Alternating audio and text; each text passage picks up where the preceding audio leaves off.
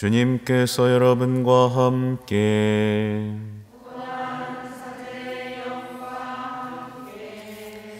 요한이 전한 거룩한 복음입니다.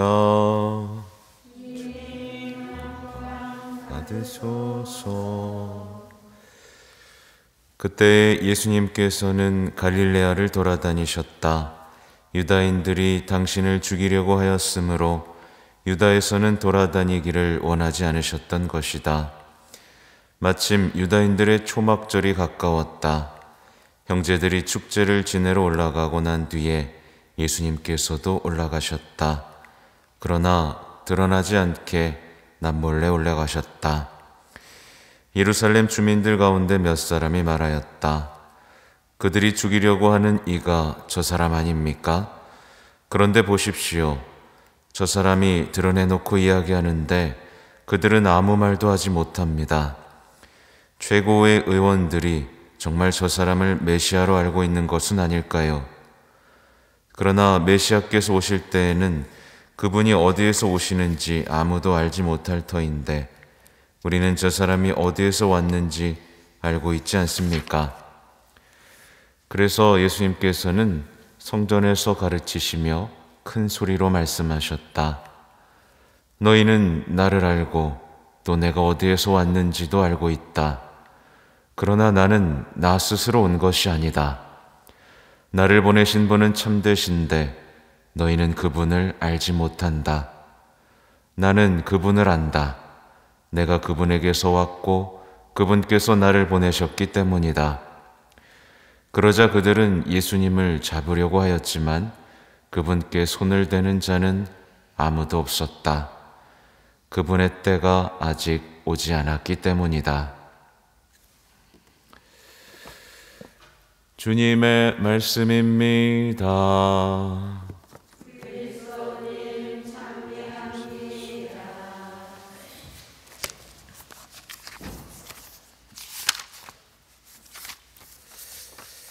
전 예수님, 네, 오늘도 요한복음의 말씀인데 많이 좀 생략이 됐어요. 네. 하여튼 벌써 4월입니다. 4월 1일, 4월의 첫 번째 새벽 미사를 봉헌하고 있네요. 하여튼 오늘 복음에 보면 이제 유다인들의 초막절이 이제 벌어지고 있죠. 근데 정말 참 안타깝게도 초막절의 주인공인 예수님은 받아들이지 않고 있는 역설적인 일이 벌어지고 있습니다. 그러니까 하느님을 향한 어떤 축제를 벌이고 있는데 정작 하느님께서 보내신 분은 배척하고 있는 거예요. 자꾸 이런 일이 생기고 있죠. 그러니까 우리 역시 어떻게 해요? 하느님을 위해서 뭔가 한다고 생각하면서도 예수님을 배척하는 일이 생길 수 있다. 예. 이들의 모습에서 우리는 우리의 모습을 봐야만 합니다. 근데 이제 사람들이 이제 예수님을 받아들이지 않는 이유에 대해서 이렇게 막 나열되고 있죠. 예. 나열되고 있는데 나름대로 굉장히 확신을 갖고 있습니다. 논리적으로 이러니까 저 사람은 메시아가 아니야. 그러니까 자기가 아는 지식 한에서 예수님이 아니라고 확신을 가지고 있어요. 굉장한 확신을 갖고 있죠. 그러니까 이제 보세요. 어디서 왔는지 알고 있는데 메시아는 그렇지 않다. 그래서 이제 예수님께서 이렇게 말씀하시죠. 큰 소리로 너희는 나를 알고 또 내가 어디에서 왔는지도 알고 있다. 그러나 나는 나 스스로 온 게 아니다. 나를 보내신 분은 참되신데 너희는 그분을 알지 못한다. 나는 그분을 안다. 예. 여기서 우리가 생각해 봐야 될 게 뭐냐면 그들은 알았죠. 예. 잘한다고 생각했죠. 근데 어때요? 모르는 사람이었습니다. 안다고 생각했는데 모르는 사람이었죠. 그리고 올바로 판단할 수 있다라고 생각했는데 완전히 헛다리 짚었죠. 그죠? 예.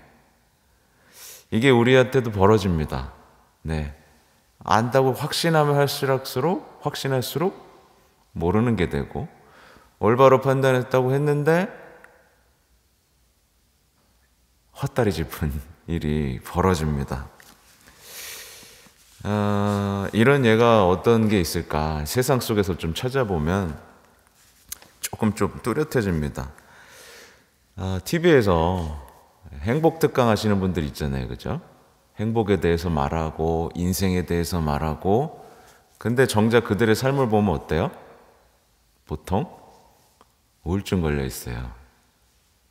그죠? 실제로도 그렇죠.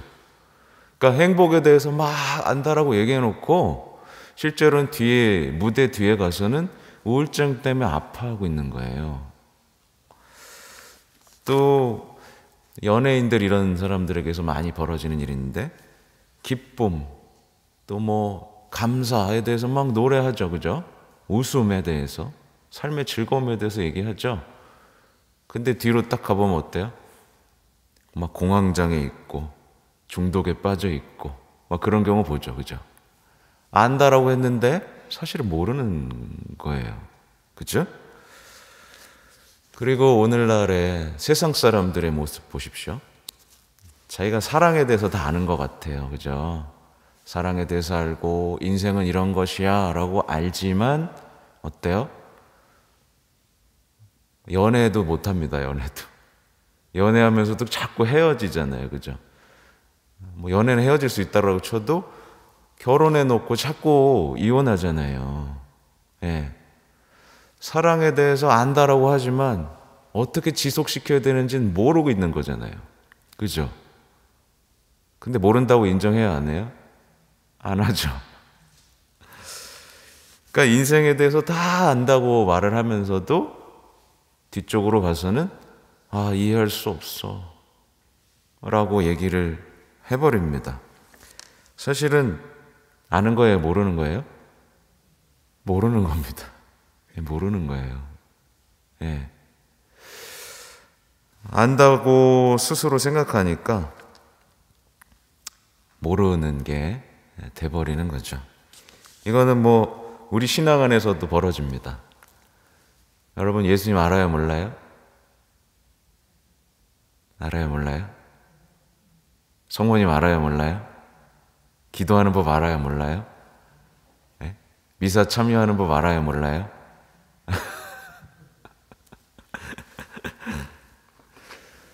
안다고 생각하는데 정작 내 삶에서는 어때요? 자꾸만 슬퍼져요. 자꾸만 외로워져요. 자꾸만 불행해져요. 자꾸만 지혜가 없어져요. 자꾸만 뭔가 실패합니다. 아는 거예요? 모르는 거예요? 말이 없어요. 그러니까 안다고 생각하는데 모르는 거죠. 만났다고 생각하는데 못 만난 거죠. 하고 있다고 생각하는데 안 하는 거죠. 그죠? 차라리 우린 뭐라고 기도해야 돼요? 그래서 주님 저는 모르겠습니다. 예, 그래서 자꾸 얘기해 드리잖아요. 전 이 미사의 의미가 뭔지 모르겠습니다. 이 기도 어떻게 해야 되는지 모르겠습니다. 예. 모른다고 하는 게 나은 거예요. 그래서 그런 어떤 겸손함이, 알려달라고 청하는 마음이 그분을 만나게 하고 그분으로 인해 변화되게 만드는 힘인 거예요. 그죠? 모르면서 자꾸 아는 척하고 안다고 생각하니까 정작 예수님이 눈앞에 있는데도 배척하고 있잖아요. 그죠? 예. 그 결과물들이 고해성사 때 나오잖아요. 그렇죠? 예수님 안다고 해놓고 죄 고백은 할 줄 모르는, 차라리 모른다고 해버리면 될 텐데. 그러니까 우리와 예수님과의 만남을 가로막는 게 뭔지를 보셔야 됩니다. 안다고 생각하는, 내가 아는 것이 전부라고 생각하는. 보세요. 너희는 나를 알고 또 내가 어디서 왔는지 알고 있습니다. 맞아요. 예. 어디서 태어났고 누구의 아들이고 누가 아빠고 누가 엄마인지 다 압니다. 근데 이 사람들이 모르는 게 뭐였어요? 하나님께서 보내셨다는 걸 모르는 거예요.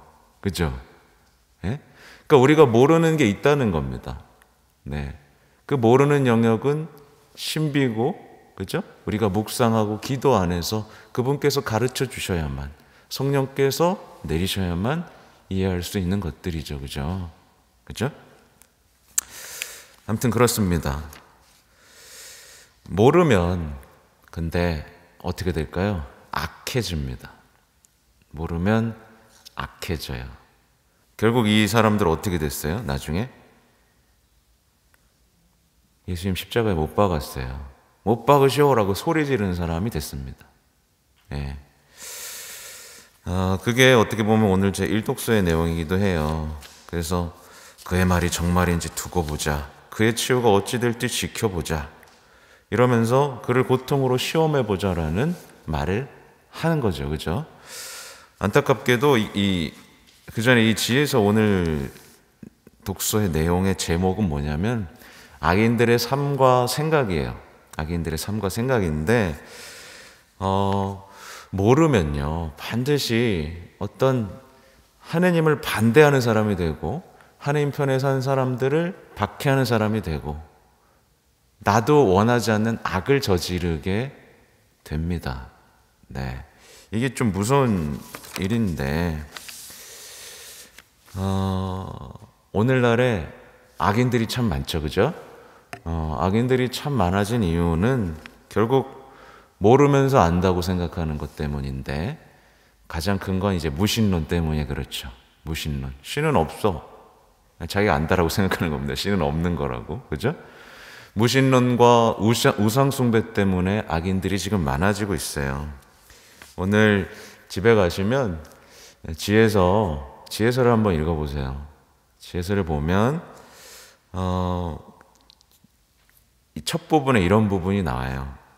내가 우연히 태어났고 결국 사라질 것이라 라고 생각을 하는 겁니다. 이게 뭐예요? 지금 요즘 사람들이 생각하는 진화론인 거죠. 진화론. 그죠?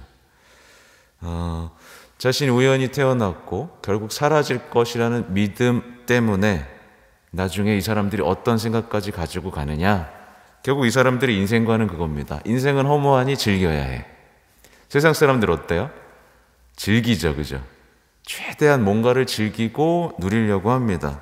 필사적으로 즐깁니다. 더 좋은 거 맛보고 더 좋은 거 갖고 더 좋은 데 가고 이게 인생의 즐거움이고 낙인 거죠. 예. 그러니까 창조됐다는 생각이 아니라 내가 우연히 태어났다가 결국 끝난다는 생각이 밑바탕에 깔려있기 때문에 하나님과의 관계가 상실된 사람들. 그죠? 그래서 자신을 방해하는 건 다 제거해도 괜찮고 약하고 쓸모없으면 죽여도 된다고 생각하죠. 그래서 낙태도 막 하죠. 노인도 다 갖다 버리죠. 예. 하나님과의 관계, 이웃과의 관계가 다 상실됐죠. 그죠? 그 뿌리에는 무신론이 있는 거예요. 결국 공산주의, 러시아에서 시작된 그 공산주의도 무신론이란 말이죠. 얼마나 악행을 저지르는 세계 중심이 돼버렸어요. 그죠? 아무튼 오늘 지혜서 다시 한번 읽어보시면 이런 얘기가 나옵니다. 이 일독서에는 안 나오는데 지혜서 1장에 이런 내용이 나와요. 주님께서는 당신을 시험하지 않는 이들을 만나주시고 당신을 불신하지 않는 이들에게 당신 자신을 드러내 보이신다. 삐뚤어진 생각을 하는 사람은 하느님에게서 멀어지고 그분의 권능을 시험하는 자들은 어리석은 자로 드러난다. 지혜는 간악한 영혼 안에 들지 않고 죄의 얽매인 육신 안에 머무르지 않는다. 그러면서 악인들의 이런 생각들을 얘기합니다.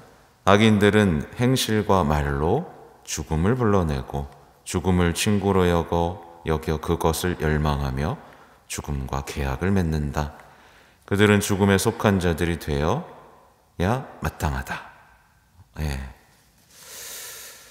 아무튼 이게 다 뭐라고요? 모르기 때문에, 안다고 생각하기 때문에 벌어집니다. 결국 세상 사람들은 유혹에 넘어가서 이제 멸망으로 빠져들죠. 예. 요즘에 되게 특이하죠. 유혹에 넘어간 걸 당당하게 얘기합니다. 이제 TV에 나와서 당당하게 유혹하고 당당하게, 그죠? 그리고 죄도 어때요? 이제 죄도 당당하게, 예, 부끄러워하지 않아요. 예, 세상이 얼마나 악해졌는지를 보셔야 됩니다. 근데 세상 사람들은 자기가 누린다고 생각해요. 그 유혹을 누린다라는 생각을 하는데, 사실은 세상의 것들을 누리는 순간 피해자가 되는 겁니다. 네.